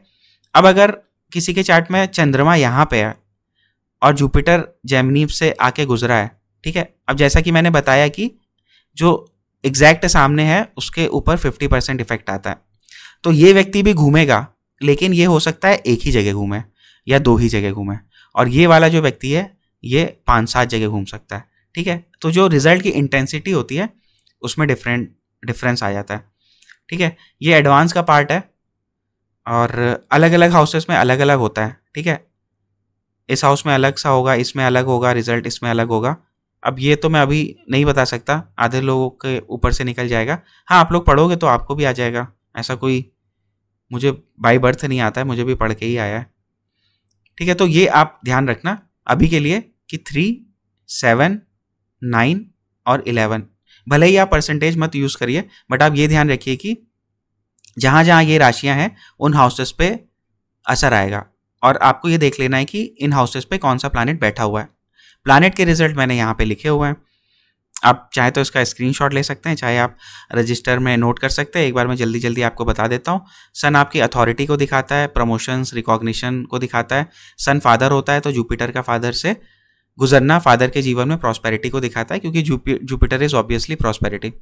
मून ट्रैवल को दिखाता है, ब्लेमिश को भी दिखाता है। अगर मून कमज़ोर है, जुपिटर कमज़ोर है, दशा अच्छी नहीं चल रही है, तो मून के ऊपर से गुजरने से आपके जीवन में दाग लग सकता है, ठीक है। कुछ ब्लेमिश लग जाएगा, कहीं पे बेइज्जती हो गई, इंसल्ट हो गई, ठीक है। फीमेल प्रोजेनी होने के चांसेस रहते हैं, किसी के बेटी होने के चांस अच्छे बन जाते हैं। मदर की लाइफ में प्रॉस्पेरिटी रहेगी। अगर हम मार्स की बात करें तो जुपिटर का मार्स से गुजरना इंसान को बहुत स्टबर्न बना देता है, ठीक है। इंसान जिद्दी हो जाएगा, बीपी वगैरह की दिक्कत आएगी, लैंड रिलेटेड प्रॉस्पेरिटी होगी। और मार्स ब्रदर और हस्बैंड को दिखाता है, तो उनकी लाइफ में भी आप प्रॉस्पेरिटी एक्सपेक्ट कर सकते हो। मरकरी एजुकेशनल मैटर्स को दिखाता है, तो जो भी बच्चे पढ़ाई करना चाहते हैं या ऐसे कुछ भी लोग हैं जो कुछ सर्टिफिकेशन करना चाहते हैं या एस्ट्रोलॉजी ही पढ़ना चाहते हैं, उनके लिए बहुत अच्छा टाइम पीरियड है अगर जुपिटर मरकरी से गुजरेगा, ठीक है। गुजरेगा कैसे, ये आपको समझ में आ गया ना। या तो मरकरी यहाँ पे बैठा होगा, या यहाँ पे बैठा होगा, या यहाँ पे, या यहाँ पे। आपको बस इन साइन को नोट कर लेना है शॉर्टकट के लिए। जुपिटर खुद जुपिटर से ही गुजरेगा अगर, तो बहुत अच्छा पीरियड है सेल्फ डेवलपमेंट के लिए। आपको कोई गुरु मिल सकते हैं, आपका मेल प्रोजेनी हो सकता है। वीनस से गुजरेगा तो फाइनेंसेस अच्छे होंगे, मैरिज प्रॉस्पेक्ट्स के लिए अच्छा है। आप घर खरीद सकते हो, आप कोई गाड़ी खरीद सकते हो, कोई ज्वेलरी खरीद सकते हो, ठीक है। आपके घर में कोई फीमेल है तो उसकी भी शादी हो सकती है। सैटर्न से गुजरेगा तो बहुत अच्छा टाइम है करियर के लिए, करियर में ग्रोथ आएगा, ठीक है, प्रॉस्पेरिटी मिलेगी, रिकॉग्निशन मिलेगा। राहु से गुजरेगा जुपिटर, अगर खराब चीज़ें होंगी तो इल्यूजन होगा, मन में डाउट्स वगैरह आएंगे, प्लेजर सीकिंग एक्टिविटीज़ की तरफ भागेगा इंसान, जैसे कि ड्रग्स लेना, सिगरेट पीना, शराब पीना, ठीक है, इधर उधर लड़के लड़कियों के साथ मौज मस्ती करना, क्लब में जाना, और अनऑर्थोडॉक्स थिंकिंग हो जाएगी उसकी, जो कि राहु दिखाता है, ठीक है। वो ब्रेक करना चाहेगा अपने रूल्स और रिचुअल्स को। जैसे मान लो कि कोई बहुत स्पिरिचुअल है, पहले से कोई भगवान को मानता है, बट राहु के ऊपर से जैसे जुपिटर का ट्रांजिट हुआ तो उसको लगेगा कि यार सच में भगवान होते हैं कि नहीं होते हैं, दूसरों के रिलीजन में भी थोड़ा थोड़ा इंटरेस्ट लेने लगेगा, थोड़ा सा हो सकता है एथीस्ट बन जाए, ठीक है। तो ये सारी चीज़ें होंगी। केतु अगर होगा तो ऑकल्ट साइंस में इंटरेस्ट बढ़ जाएगा, मूड डिप्रेसिव हो जाएगा, एंजाइटी वगैरह बढ़ जाएंगी, क्योंकि केतु जो होता है वो एंजाइटी दे देता है, ठीक है। हेल्थ इशू भी आते हैं, हेल्थ इशू राहु में भी आते हैं, राहु केतु के ऊपर से अगर ये ट्रांजिट होता है तो हेल्थ इशू आपको देखने को मिल जाएंगे, ठीक है। राहु के ऊपर होगा तो थोड़ा मेटीरियलिज्म वाली चीज़ें बढ़ जाएंगी, केतु के ऊपर होगा तो स्पिरिचुअलिज्म वाली चीज़ें बढ़ जाएंगी, मटेरियल चीज़ों को वो अपने से दूर करने की कोशिश करेगा केतु के केस में, ठीक है। यहाँ पे मैंने मेंशन कर रखा है रिजेक्शन टू मटेरियलिज्म, ठीक है। तो ये सारे रिजल्ट होंगे। कैसे देखने हैं, अगर आपको नहीं समझ में आया तो आप प्लीज़ वीडियो को वापस से रिमाइंड करके देख लीजिएगा, ठीक है। तो ये हमारे पास रिजल्ट आते हैं। उसके बाद एक और तरीके के रिजल्ट होते हैं, वो भी आपको देखने पड़ते हैं। आपको लग रहा होगा कि बहुत सारी चीज़ें होती हैं, इन्हीं चीज़ों की वजह से क्या होता है कि अलग अलग एस्ट्रोलॉजर्स के प्रेडिक्शन चेंज हो जाते हैं, क्योंकि हमें जितनी नॉलेज है हो सकता है दूसरों को उससे ज़्यादा हो सकता है किसी को उससे कम हो, तो फिर वो क्या करता है, एक चीज़ किसी ने छोड़ दी, किसी ने एक एक्स्ट्रा चीज़ एड ऑन कर दी, तो फिर जो एंड प्रेडिक्शन होते हैं ना वो उनमें चेंज आ जाता है। तो यहाँ पे क्या है, जो मैंने हेडिंग मेंशन कर रखी है, results based upon the lordship of the house. अब इसका क्या मतलब है, इसका मतलब ये है कि जुपिटर हमारा जेमिनी में आया है, ठीक है। अब एक तो प्रीवियस वाले रिजल्ट हैं, जैसे मैंने बोला कि अगर यहाँ पे किसी का चंद्रमा बैठा हुआ है, ठीक है, तो एक तो जुपिटर वो रिजल्ट देगा कि जो जुपिटर के चंद्रमा के साथ कनेक्ट होने पे रिजल्ट है, मतलब कि सिंपल रिजल्ट्स में अगर हम देख लें कि ये व्यक्ति ट्रेवल करेगा, ठीक है। दूसरे रिजल्ट क्या होंगे, दूसरे रिजल्ट उस हाउस के होंगे जहां का चंद्रमा लॉर्ड होगा, ठीक है। तो चंद्रमा 4th हाउस का लॉर्ड है तो 4th हाउस से रिलेटेड आपको रिजल्ट देखने को मिल जाएंगे, ठीक है। तो ये लाइन यही लिखी हुई है कि आप ये भी देखिए कि कोई प्लैनेट अगर वहां पे बैठा हुआ है, जैसे कि हमने एक और एग्जांपल ले लेते हैं, सैटर्न बैठा दिया, तो एक तो जुपिटर के सैटर्न से गुजरने के रिजल्ट तो है ही है, ठीक है, कि उसके करियर में प्रोग्रेस हो गया। दूसरा ये रिजल्ट भी है कि जुपिटर किन राशियों का स्वामी है, तो जुपिटर 10th और 11th हाउस का लॉर्ड है, तो इन हाउसेस से रिलेटेड रिजल्ट भी आपको यहाँ पे देखने को मिल जाएंगे। तो प्लैनेट से रिलेटेड रिजल्ट और वो जहाँ जहाँ का लॉर्ड है उससे रिलेटेड रिजल्ट, ये भी आपको अपने मन में ध्यान में रखने पड़ेंगे जब भी आप अपना चार्ट देख रहे हैं या कहीं पे किसी दूसरे के चार्ट को देख रहे हैं, ठीक है। तो ये सारे रिजल्ट्स होते हैं। अब एक बहुत इंपॉर्टेंट चीज़ है जो आपको इसके बाद अप्लाई करनी पड़ती है, वो है अष्टक वर्ग पॉइंट्स। अष्टक वर्ग पॉइंट्स के बारे में मैं आपको बहुत डिटेल में नहीं बता सकता हूँ, क्योंकि वो ऑल टुगेदर बहुत बड़ा एस्ट्रोलॉजी का पार्ट है। बस आप ये देखो कि यहाँ पे कुछ पॉइंट्स लिखे हुए हैं, इन्हें अष्टक वर्ग पॉइंट्स कहते हैं, ठीक है। ये टोटल होके लिखे हुए हैं, जैसे यहाँ पे 30 है, यहाँ पे 24 है, यहाँ 31 है, 36 है, ये आपको सॉफ्टवेयर में मिल जाएगा, है ना। उसके बाद हर प्लैनेट को अलग अलग पॉइंट्स मिले होते हैं जिनको बोलते हैं भिन्नाष्टक वर्ग, ठीक है। तो क्या होता है, हर प्लैनेट को मिले होते हैं अष्टक वर्ग में कितने पॉइंट हर हाउस के लिए, जिस भी वो हाउस या राशि से ट्रेवल कर रहा होता है, ठीक है। जैसे कि जुपिटर अभी जेमिनी में जाएगा, इस चार्ट में अगर हम देखें तो जुपिटर यहां पे जाएगा, ठीक है। कुछ टाइम पहले जुपिटर टॉरस में गया होगा, ठीक है। तो जब वो टॉरस में गया था तो उसके पास 4 पॉइंट्स थे अष्टक वर्ग में। जब वो जेमिनी में आया तो उसके पास 5 पॉइंट है, ठीक है। 3 या 3 से ज़्यादा पॉइंट अच्छे माने जाते हैं। 4 है तो बहुत अच्छा है, 5 है और भी अच्छा है, 7 8 है तो बहुत अच्छा है, उससे ज़्यादा तो नहीं होते हैं। तो जब भी प्लैनेट ऐसे पोजीशन से गुजरे, ठीक है, आप सॉफ्टवेयर में अष्टक वर्ग पॉइंट्स देख लीजिए, जब भी प्लैनेट ऐसी पोजीशन से गुजरे जहां पे उसके अष्टक वर्ग पॉइंट्स बहुत अच्छे होते हैं, जैसे इस चार्ट के लिए, ये किसी व्यक्ति का चार्ट है, इस चार्ट के लिए जुपिटर जब जेमिनी से गुजर रहा है, 9th हाउस से गुजर रहा है, तो वहां पे उसके अष्टक वर्ग पॉइंट 5 है, जो कि काफी अच्छे माने जाते हैं, मतलब अच्छे होते हैं, ठीक है। तो प्लैनेट अच्छे रिजल्ट देता है। अदरवाइज प्लैनेट के रिजल्ट कमजोर हो जाते हैं। जैसे कि जब जुपिटर, जैसे इस चार्ट में अगर हम एग्जाम्पल लें, अब देखो जुपिटर का सेजिटेरियस में बहुत कम अष्टक वर्ग पॉइंट्स है, सिर्फ 2 पॉइंट है, तो 2 पॉइंट कम हो जाते हैं, प्लैनेट खराब रिजल्ट देने लगता है, ठीक है। अब जब जुपिटर सेजिटेरियस में आएगा पूरी दुनिया के लिए, ठीक है।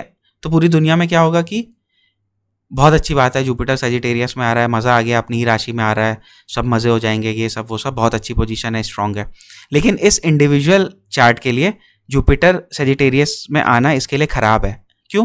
क्योंकि पिछले वाले हाउस में तो उसको 6 पॉइंट मिले हुए हैं, जो कि बहुत अच्छा है जब वो स्कॉर्पियो में आया था। लेकिन जैसे ही वो सेजिटेरियस में आएगा उसके पॉइंट कम होकर 2 हो जाएंगे, ठीक है। तो अगर आप जनरल वीडियोस सुन रहे होगे इधर उधर की कि अब भैया जुपिटर आ गया, मज़ा हो गया, ये हो गया, तो ये इस चार्ट पे अप्लाई नहीं होगा। तो आपको अष्टक वर्ग के पॉइंट्स भी देखने हैं। तो आप सिंपली कोई भी ऐसा सॉफ्टवेयर यूज़ कर लीजिए जिसमें अष्टक वर्ग के पॉइंट दिए रहते हैं, और आप देख लीजिए कि जुपिटर को अष्टक वर्ग में कितने पॉइंट्स मिले हुए हैं। अगर 4 हैं, 5 हैं, 6 हैं, 7 है, तब तो बहुत अच्छी बात है। 7, 8 तो बहुत कम ही दिखाई देते हैं, 6 तक कभी कभी दिख जाते हैं, अदरवाइज 4, 5 ये कॉमन होता है, ठीक है। कम होने नहीं चाहिए, कम होते हैं तो फिर ख़राब रिजल्ट देता है, ठीक है। तो ये एक पॉइंट है जो आपको कंसीडर करना चाहिए, ठीक है, बहुत इंपॉर्टेंट पॉइंट है। उसके बाद मूर्ति निर्णय, ठीक है। मूर्ति निर्णय is very important point. Again ये एक जेनरिक पॉइंट है जो आप अप्लाई कर सकते हो। तो इसमें क्या है कि देखिए मैं आपको बताता हूं, इसमें क्या है कि जब कोई ग्रह राशि बदल रहा होता है, जैसे जुपिटर जेमिनी में आया, ठीक है, टॉरस से वो जेमिनी में आया, और कितने बजे आया? 9:09:59 पे, 9:59 PM, डेट थी 14 मई। तो 14 मई को जुपिटर जेमिनी में आया, ठीक है। तो उस टाइम पे चंद्रमा कहाँ पर है ये आपको देखना होता है। इसीलिए ट्रांजिट के समय टाइम का काफ़ी ज़्यादा इंपॉर्टेंस होता है कि रात को 9:59 पे चंद्रमा कहाँ पे है। मैंने यहाँ पे नीचे लिख रखा है, चंद्रमा उस टाइम पे स्कॉर्पियो में था, ठीक है, चंद्रमा उस टाइम पे स्कॉर्पियो में था। तो अब इस मूर्ति निर्णय को अप्लाई कैसे करते हैं मैं आपको चार्ट से समझा देता हूं। इसको थोड़ा सा छोटा कर देते हैं यहां, ठीक है। मूर्ति निर्णय को अप्लाई कैसे करते हैं, इससे भी ये पता चलता है कि ये ट्रांजिट आपके लिए फ्रूटफुल होगा कि फ्रूटफुल नहीं होगा, ठीक है। एक जेनरिक वे में पता चलता है कि ओवरऑल ट्रांजिट आपके लिए अच्छा है कि खराब है, ठीक है। जैसे कि मान लो हम लोगों ने 4 लगन ले लिए, अब राशियों से देखना होता है। मान लो मैं राशि यहीं पे लिख देता हूं, ये एरीज लगन वाला है, इसकी मतलब राशि हम लोग एरीज ही कर देते हैं फिलहाल। ये टॉरस लगन वाला है, टॉरस राशि, ये जेमिनी राशि, और ये कैंसर राशि, ठीक है। तो अब आपको क्या देखना है कि ये पर्टिकुलर पर्सन्स की राशि है, ठीक है। ये मेष राशि वाला व्यक्ति है, ये टॉरस वाला, ये जेमिनी वाला, कैंसर राशि वाला। अब आपको देखना है कि जब जुपिटर का ट्रांजिट हुआ, मतलब कि 14 मई को रात को 9:59 पे, तो चंद्रमा कहाँ था? स्कॉर्पियो में था। तो स्कॉर्पियो साइन कहाँ पे है? यहाँ पे है जहाँ पे चंद्रमा है। इसका स्कॉर्पियो साइन यहाँ पे है जहाँ पे चंद्रमा है। इसका स्कॉर्पियो साइन यहाँ पे आ जाएगा, और इसका स्कॉर्पियो साइन यहाँ पे आ जाएगा, ठीक है। अब आपको क्या देखना है, स्टेटमेंट आप लोग ध्यान से सुनिएगा। आपको ये देखना है कि जुपिटर के जेमिनी में जाते टाइम, जिस एग्जैक्ट टाइम पे वो गया है, उस टाइम पे ट्रांजिट का चंद्रमा, ठीक है, उस टाइम पे ट्रांजिट का चंद्रमा आपके नेटल, आपके बर्थ चार्ट के चंद्रमा से काउंट करने पे किस पोजीशन पे आया है, ठीक है। जैसे कि मेष राशि वालों के लिए ये चंद्रमा 8th पोजीशन पे आया है, ठीक है। इसको मैं बड़ा कर देता हूं। मेष राशि वालों के लिए चंद्रमा 8th पोजीशन पे आया है। तो 8th कहां पे है? ये पोजीशन, ठीक है। तो इसको मतलब कि जो मूर्ति है वो किसकी है? लोहे की है, ठीक है। तो ये जुपिटर का ट्रांजिट जनरली खराब रिजल्ट देगा। मूर्ति निर्णय का बहुत ज़्यादा एक्सट्रीम इफेक्ट नहीं पड़ता है, मैं आपको पहले बता दूं। एक जनरल सा, मतलब आप समझ लो कि एक सड़क है, किसी की सड़क बहुत अच्छी है, किसी की सड़क थोड़ी उससे कम खराब है, किसी की सड़क थोड़ी उससे और कम खराब है, बस ऐसा। ठीक है, पर्सन उस सड़क पे चल रहा है और वो कैसा परफॉर्म करेगा, उस सड़क पे चल रहा है या कहीं जा रहा है, ठीक है, वो कैसा परफॉर्म करेगा वो बाकी चीज़ों पे भी डिपेंड करता है।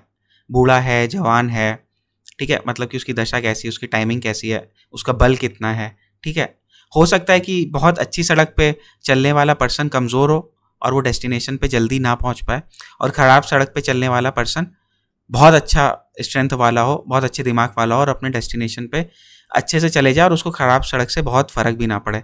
इसलिए जो मूर्ति निर्णय है वो एक तरह से आप समझ लो कि खाली एक ख़राब सड़क है। ठीक है, अब जो एरीज लगन वाले हैं, एरीज लगन वालों के उनके जन्म के चंद्रमा से इस ट्रांजिट के टाइम का चंद्रमा 8th पोजीशन पे आया है। 8th पोजीशन हमने यहाँ पे देख ली, वो लौह मूर्ति को दिखाती है, जिसको यहाँ पे निर्कष्ट कहा गया है, मतलब कि खराब। ठीक है, तो मोटा मोटा ये खराब सड़क है एरीज लगन वालों के लिए, मतलब एरीज राशि वालों के लिए, नॉट लगन। ठीक है, ये मैंने लगन पे इसलिए लिख दिया ताकि समझने में आसानी हो। ये आपको राशि से देखना है, जहाँ पे चंद्रमा है, जो आपकी चंद्र राशि है, मतलब बर्थ राशि है। ठीक है, टॉरस राशि वालों के लिए चंद्रमा से जो ट्रांजिट का चंद्रमा है वो 7th हाउस पे आ रहा है।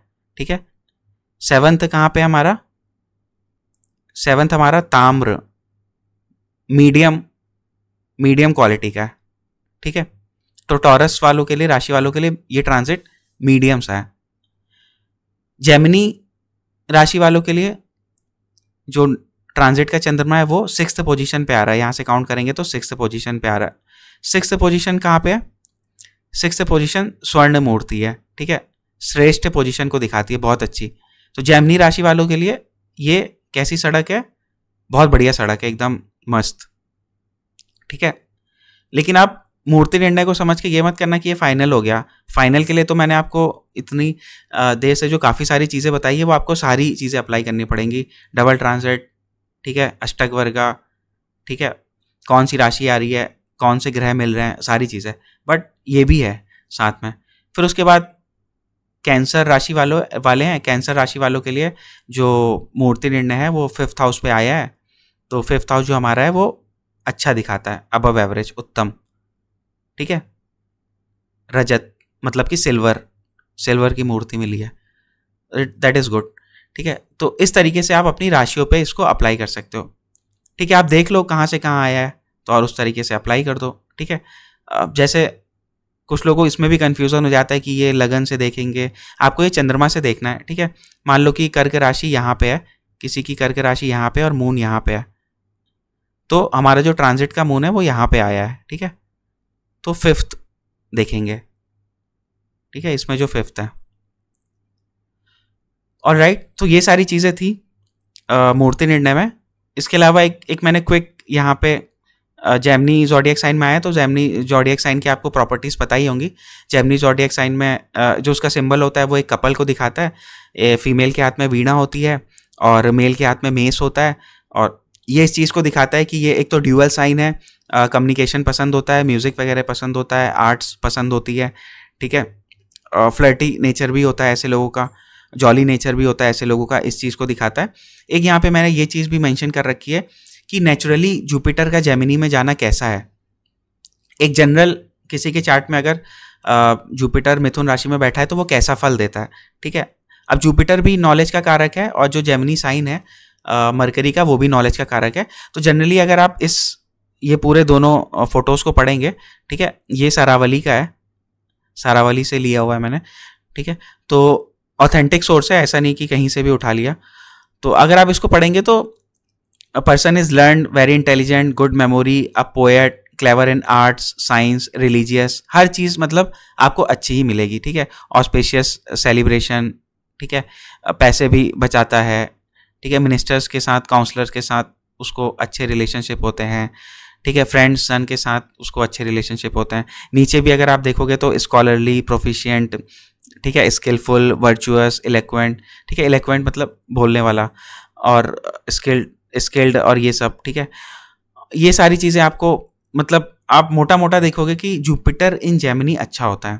ठीक ठीक है। वैसे तो जुपिटर इन जेमिनी जनरली अच्छा ही है, इवन दो कि अगर आप जनरल इस सिनारियो से देखोगे तो जुपिटर बुध को अपना शत्रु समझता है, और जो बुध है वो तो जुपिटर को अपना न्यूट्रल समझता है। बुध जुपिटर को न्यूट्रल मानता है, बुध सिर्फ चंद्रमा को अपना दुश्मन समझता है। तो जुपिटर का बुध की राशि में आना, ठीक है, जुपिटर का बुध की राशि में आना इस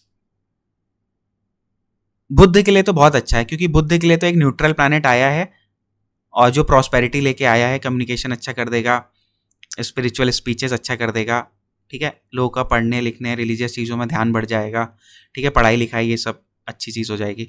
लेकिन जुपिटर के लिए थोड़े से कष्ट की चीज़ है, बस थोड़े से, कि जुपिटर ऐसी राशि में आया है जिसको वो अपना शत्रु समझता है। तो Jupiter is little bit uncomfortable here, little bit, ठीक है। आप ऐसी जगह पे जाओ, आप ऐसे दोस्त के घर जाओ जिससे आप जो आपको अच्छा नहीं लगता, तो आपको उसके घर पे बहुत अच्छा नहीं लगेगा, ठीक है। वो दोस्त आपको न्यूट्रल समझता है या अच्छा मानता है तो उस दोस्त को कुछ फर्क नहीं पड़ेगा, ठीक है। तो जुपिटर जो यहाँ पे आएगा तो इसको थोड़ा सा अनकंफर्टेबल फील होगा। और अगर हम प्रैक्टिकल एप्लीकेबिलिटी में बात करें तो जुपिटर को क्या चीज़ अनकंफर्टेबल यहाँ पे लगती है, वो लगती है मरकरी का जो प्रैक्टिकल नेचर होता है, ठीक है। जुपिटर क्या है, जुपिटर आप समझ लो कि एक स्टूडेंट है, उसको किसी गुरु ने एक कुछ पाठ पढ़ाया, पाठ मतलब वैसा वाला कोई लेसन पढ़ाया, और जुपिटर ने हाथ जोड़े और उसको समझ लिया, उसको आगे अप्लाई करते रहा, ठीक है। बट मरकरी का नेचर क्या होता है, मरकरी उसको समझता है, ठीक लगता है तो उसको अडॉप्ट कर लेता है, ठीक है, और उसमें कुछ एड ऑन करना चाहता है तो अपने इंटेलिजेंस से और एड ऑन करता है और आगे फिर उसको डिस्ट्रीब्यूट कर देता है, ठीक है, मल्टीप्लाई करता है, एड ऑन करता है, डिस्ट्रीब्यूट कर देता है, ठीक है, क्योंकि ड्यूअल प्लैनेट है। तो जुपिटर को ये सब अच्छा नहीं लगता। जुपिटर का कहना होता है कि गुरु ने जो आपको सिखाया है, जो आपको डायरेक्टली शास्त्रों से देखने को सीखने को मिला है, वो आप पढ़िए, उसको याद करिए, उसको अप्लाई करिए। बट मरकरी ऐसा नहीं कहता। मरकरी कहता है कि प्रैक्टिकल है, पॉसिबल है, अगर इसमें कुछ और पॉसिबिलिटीज़ हैं तो हम इसको चेंज कर सकते हैं। तो ये गुरु को अच्छा नहीं लगता कि वो जिसको कुछ सिखा रहा है, उसने उसको कुछ सिखाया और उसने कुछ मैनिपुलेट करके आगे उसको और प्रोसीड कर दिया, ठीक है। इसलिए जुपिटर को यहाँ पे थोड़ा सा अनकंफर्टेबल लगता है। तो बस यही चीज़ है, ठीक है। तो ये सारी चीज़ें, उसके बाद तो अच्छा ठीक है, नेक्स्ट वीडियो में मैं आपको राहु केतु के ट्रांजिट के बारे में भी बताऊंगा, और जुपिटर से रिलेटेड चीज़ें हमारी यहाँ पे ख़त्म हो गई हैं। होपफुली आपको सारी चीज़ें समझ में आ गई होंगी। आप अपने चार्ट में अप्लाई करके देखिएगा, डबल ट्रांजिट को अप्लाई करके देखिएगा, रेट्रोग्रेशन होने वाला होगा उसको अप्लाई करके देखिएगा, और मूर्ति निर्णय उसको अप्लाई करके देखिएगा, अष्टक वर्ग पॉइंट से उसको अप्लाई करके भी देखिएगा। होपफुली आपको वीडियो समझ में आई होगी और आपको इससे काफ़ी कुछ सीखने को मिला होगा। मिलते हैं फिर हम लोग नेक्स्ट वीडियो में, तब तक के लिए बाय बाय, टेक केयर।